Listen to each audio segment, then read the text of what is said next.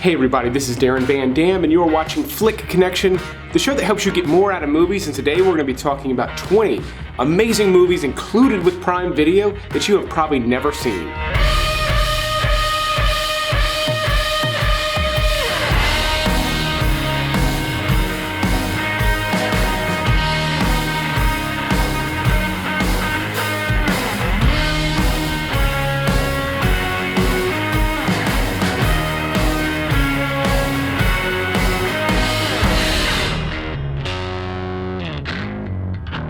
So I'm back with another Hidden Gems list. If you're new to the channel, that means these are going to be movies that are lesser known, and a lot of them are probably movies that have slid under your radar, and they're all fantastic, and they're all included with Prime Video right now. I want to thank my 300,000 subscribers, a milestone I just passed. It always feels good, so thanks to everyone who clicked that subscribe button in the past and everyone who is clicking it right now. But we're going to start this list off all the way at the back at number 20 with Vampire's Kiss. Now, I do realize that this is a cult classic and a lot of you have probably seen this movie, but I know a lot of you have not.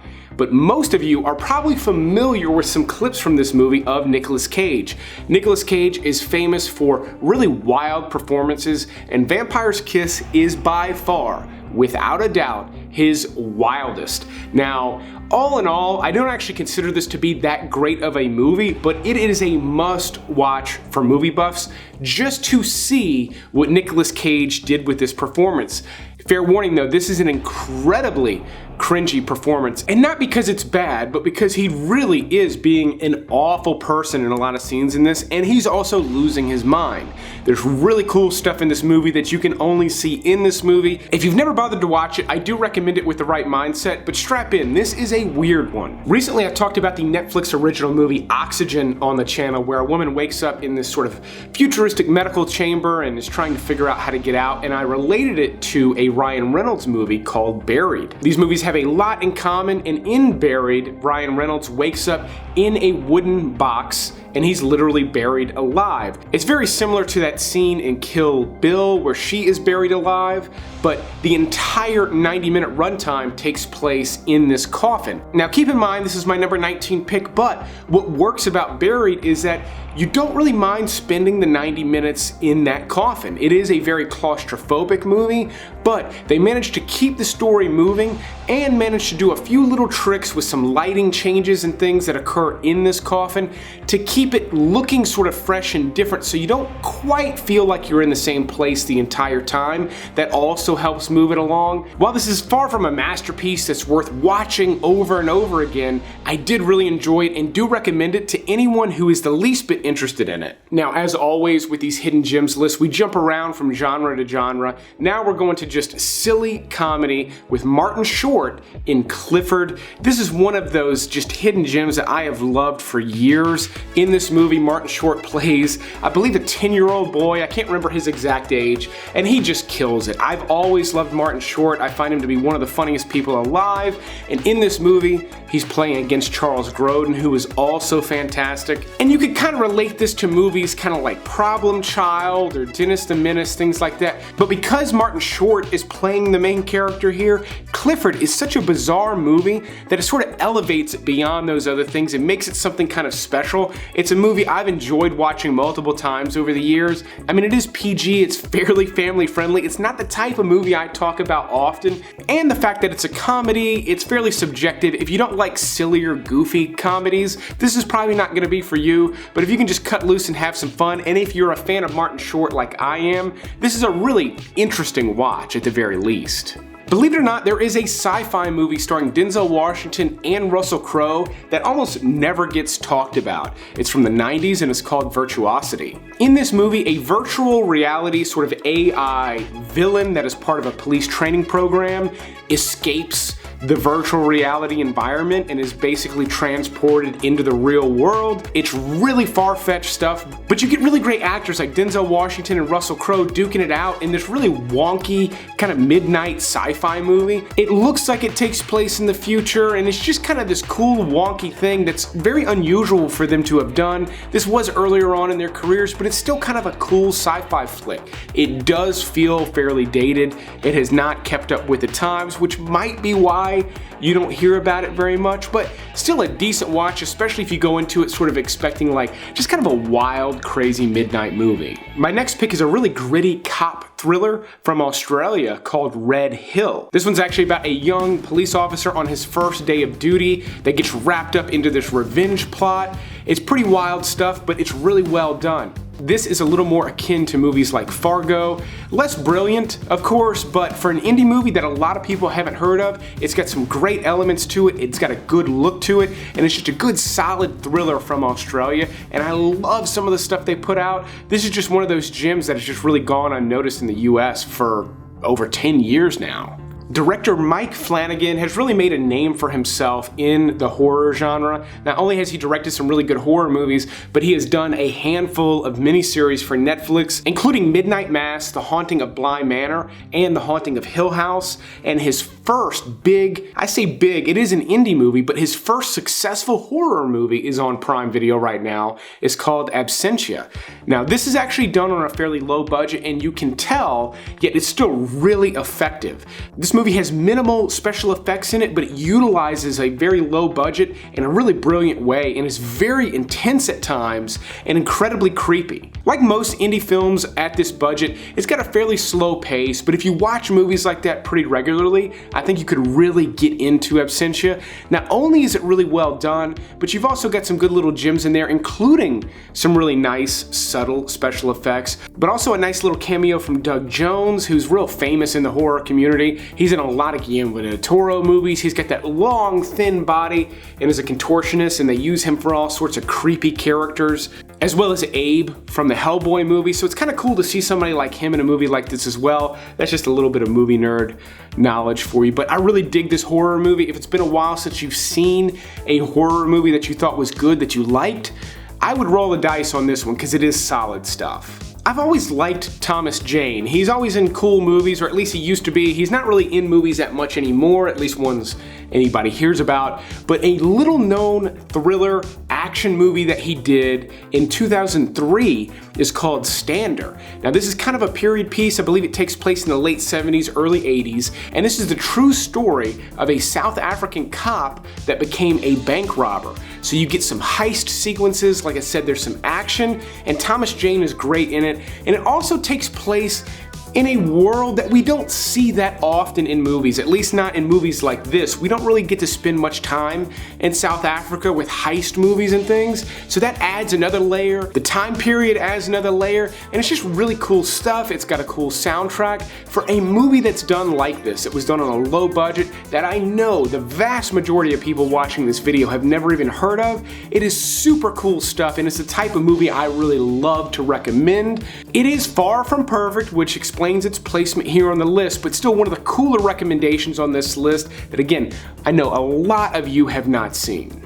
Another cop movie that goes in a very different direction than Stander is Serpico. Now this one's a little more famous, and I know at the very least a lot of you have heard of it, but it's far from the best known Al Pacino movie, but it is a fantastic performance from him. In this movie, he's depicting the real life story of Frank Serpico, who is one of the most famous New York police officers to have helped busted some of the corruption that was going on in the NYPD back in the 70s. It was so widespread that for someone like him to come out and fight against it was a very, very big task, and this movie does a good job of depicting that, and obviously Al Pacino does a great job doing with this character. If you're a fan of his at all, I think Serpico is a must-watch for multiple reasons. One, just to see him do something a little different. He's doing kind of a different character than you normally see, which is always great. But also the story of Frank Serpico, I think, is an important one to see. Even though the world is a different place now, the themes in this are still really relevant today.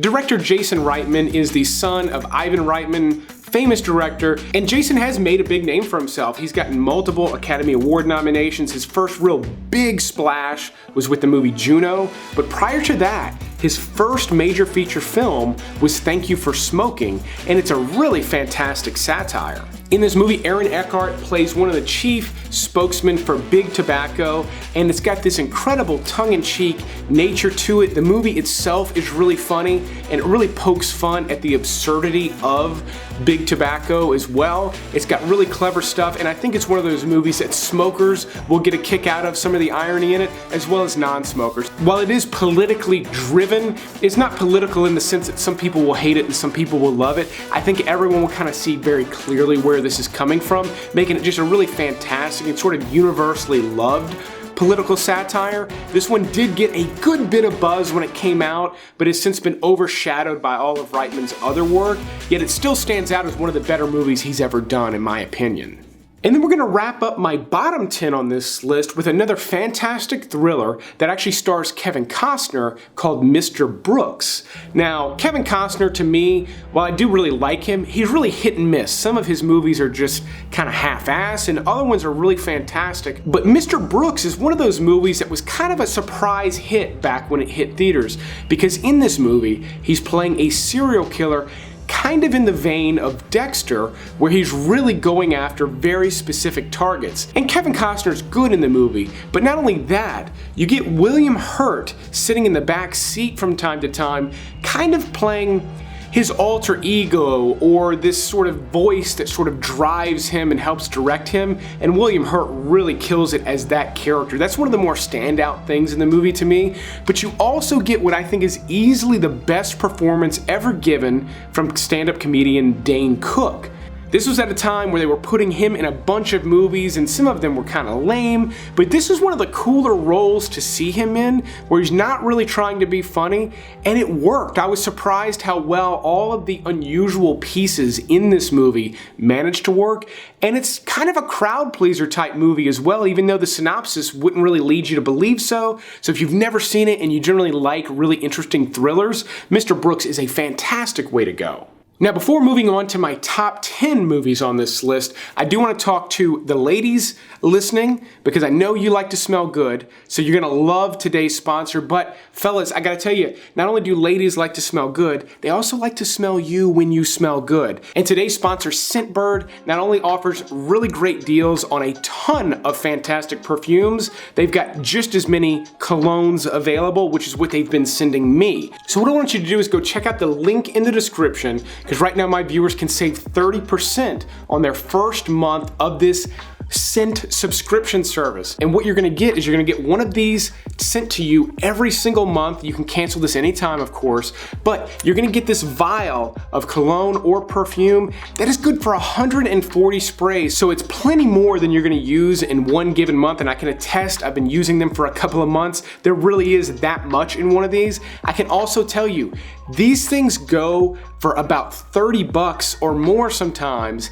in the mall. You're gonna pay half of that for this service, less with the discount on your first month. But what I want you to do before you even consider signing up is go and answer a couple of the questions. They're gonna ask you 3 or 4 questions to help decide what kind of fragrances to send you. I did it, and I can tell you they've been sending me fragrances for 3 months.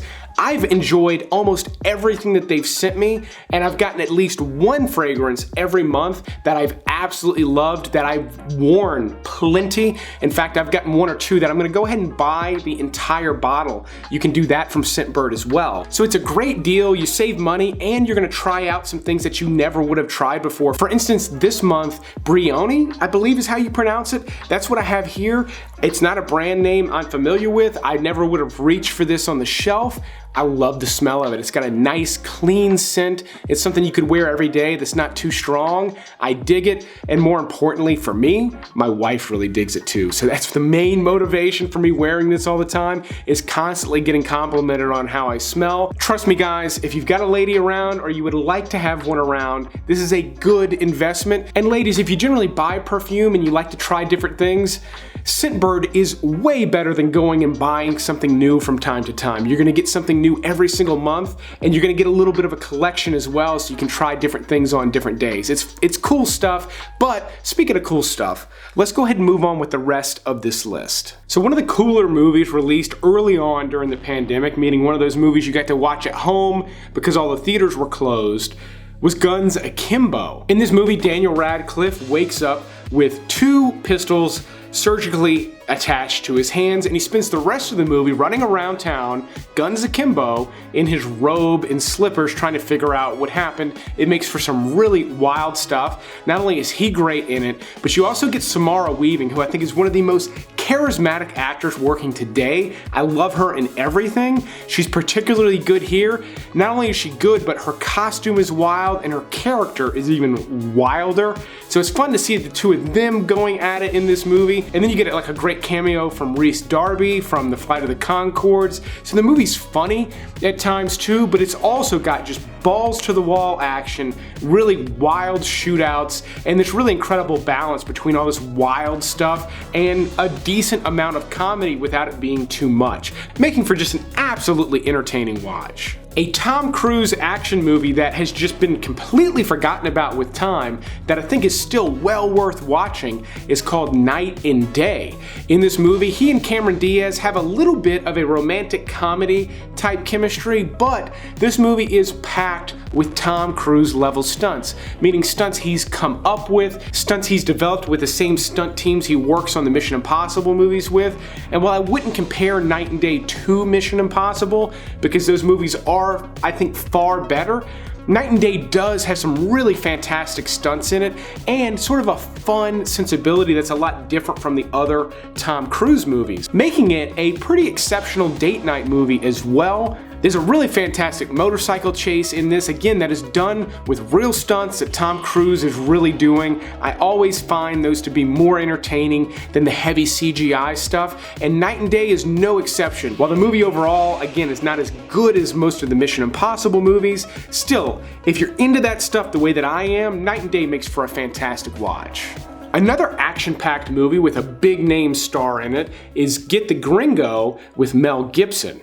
Now, I kind of understand why this one has been under the radar, because people just don't like Mel Gibson anymore, at least audiences at large, but this is an exceptional action flick. This movie opens up with a bank heist gone wrong, so the action starts right away, and then Gibson's character is thrown into a Mexican prison. And I did look it up. Apparently these types of prisons have been largely phased out in Mexico, but at the time that this movie was released, which was not that long ago, these types of prisons existed where families, women and children, lived inside the prison with their husbands and fathers because there was really no other way for them to be taken care of. So the prison itself is not only overstuffed, it's kind of this like Blade Runner looking city with all these shacks and little huts, and Mel Gibson's character reminded me a lot of like MacGyver or something like that, and it makes for a really fantastic prison escape movie that's really epic because it's taking place in this sort of ramshackle city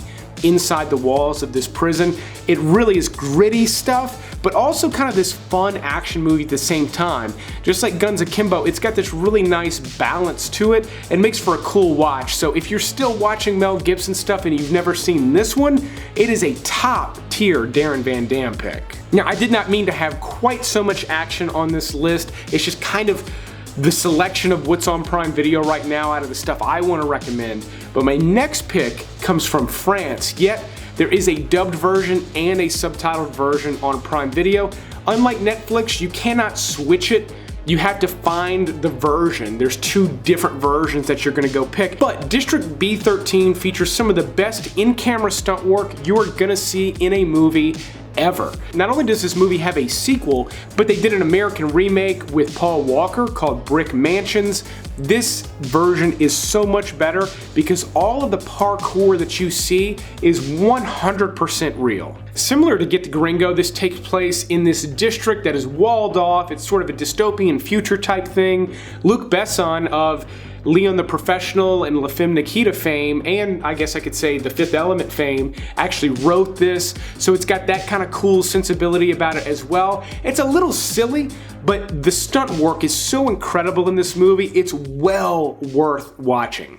Alright, now I'll switch things up a little bit in tone with Sweet Country, which is actually another thriller from Australia, but this one is a period piece and is very, very understated. This one deals a lot with racism in Australia, which has a lot in common with racism in America during that same time period, yet it is a little different. There are some cultural differences with the Aboriginal people that do come through in this movie, so this one is upsetting really from beginning to end, but it is beautifully shot and the story is just really, really well told. You also get a really fantastic role from Sam Neill. He has been doing some of the best work of his career over recent years, and Sweet Country is no exception. If you generally like movies that take place in the Australian outback, movies like The Proposition, which I think is one of the best westerns to have been made this century, I don't think Sweet Country is as good as that, but it's in the same wheelhouse for sure.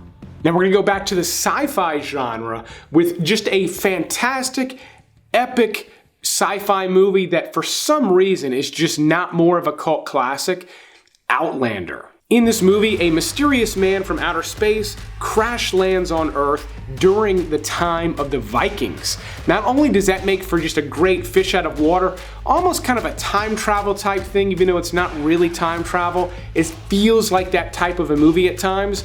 You get really fantastic performances from Jim Caviezel, John Hurt, and Ron Perlman makes an appearance for a little bit. He's great as well. And you get all these great Viking characters, but there's also sort of this beast or creature. So you get a little bit of a Beowulf type of a story that unfolds as well. So there's this great mix of sci-fi and fantasy. There's some really great effects. They're a little dated, they're a little bit unconvincing today, but still really cool creature design, some excellent stuff, and a movie that definitely should be a cult classic, but for some reason isn't. Game of Thrones fans should totally dig this. Anybody that loves sci-fi fantasy stuff, if it's been a while since you've seen something new and fresh, even though this one's a little older, it's gonna be a surprise of a movie for you. Now, in the realm of drug movies, there are some that really stand out. Movies like Trainspotting stands out to me as one of the best ever made. But one that has been sort of under the radar that, again, is in the similar wheelhouse is Spun.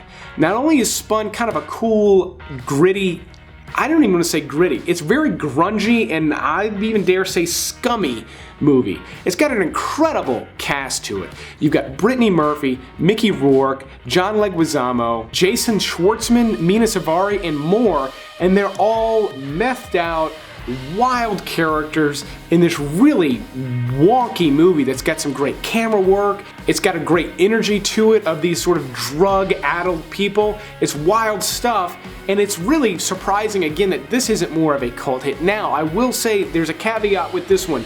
Apparently the version on Amazon Prime right now is an edited version. I don't know why that exists. I do think sometimes the way Prime Video works, they end up getting the wrong versions up on the platform. For instance, for the longest time The Abyss was available, but it was this really awful VHS rip.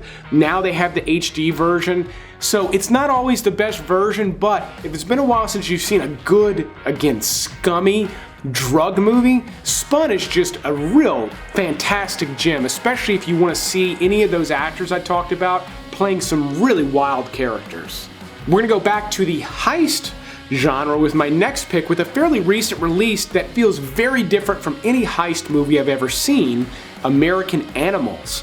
This is actually based on the true story about a group of college kids that decided to steal a book that is apparently worth a lot of money. They were going to steal it from the university library, and they orchestrate this really elaborate heist. They get someone to fence it, the whole thing, and it has beats similar to real heist movies, except the movie's very grounded. You're always aware you're basically watching 20-year-old kids try to pull something off, and you know when you're watching it that this really happened. It's got a really great cast too. All the young actors in this, they're not household names, but you've seen them and stuff, and they're all just bringing the heat. They're doing top level stuff. It's really convincing, and the movie's really dramatic at times too. The heist itself, when they go to pull it off, is really intense, even though the overall concept is just really silly and you're just thinking, what are these kids thinking?